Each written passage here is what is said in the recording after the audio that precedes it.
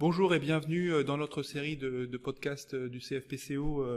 Aujourd'hui, la périnatalité. Je suis Erwan Fabre et j'ai le plaisir de recevoir Julie Boillier, qui est anthropologue, paléoanthropologue, et qui nous éclaire notamment sur les ratios tête-bassin au cours de l'évolution. Julie, est-ce que tu peux nous éclairer un petit peu plus sur ces rapports tête-bassin et notamment les autres idées anthropologiques qui ont été développées et les majeures évolutions que Homo sapiens ou que Homo a pu avoir au sein de son histoire? Alors, concernant le bassin, quand on dit qu'il a été réduit, là je tique un peu parce que réduit par rapport à quoi? Par rapport au fantasme de bassin osseux qu'on a dans la tête. On ne sait pas vraiment un bassin, quel bassin de notre ancêtre ou le bassin de quel animal. Ce qu'on peut dire, c'est qu'il a été réorganisé.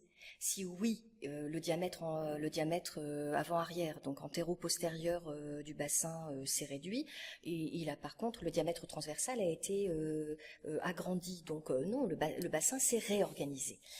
Les autres choses qu'on dit à propos, que les anthropologues disent par rapport à ce bassin et cette grosse tête Homo sapiens, c'est par exemple que l'accouchement représente les cicatrices de l'évolution, c'est ce que dit Krogman. Et puis on a aussi Rosenberg et Trevathan qui sont anthropologues et qui disent que on a inventé la sage-femme à cause de cette évolution, parce que le bébé sort avec l'occiput qui à l'arrière et donc qui regarde le ventre de sa maman, et à cause de ça, la mère ne pourrait pas sortir l'enfant de son corps.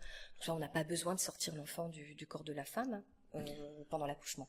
Mais Donc surtout, voilà. ils disent en fait que puisque l'enfant ne peut pas être attrapé, Oui, on on a a inventé besoin la de quelqu'un. sage-femme. On a besoin d'être aidé pendant la mise au monde. Ce qui serait une Voilà. croyance. Oui, oui, puisque on n'a pas besoin de tirer sur le fœtus pour qu'il sorte, que la mécanique obstétricale fait très bien les choses et qu'un l'utérus est très puissant, les poussées maternelles sont très puissantes également. C'est 60 kilos de pression. Le docteur Renner pourra vous en parler. 60 kilos de pression sur le crâne fœtal. Non, on n'a pas besoin d'intervenir forcément lors de cette mécanique. Donc en fait, cette bipédie, elle a quand même donné elle a ouvert d'autres possibles à la femme.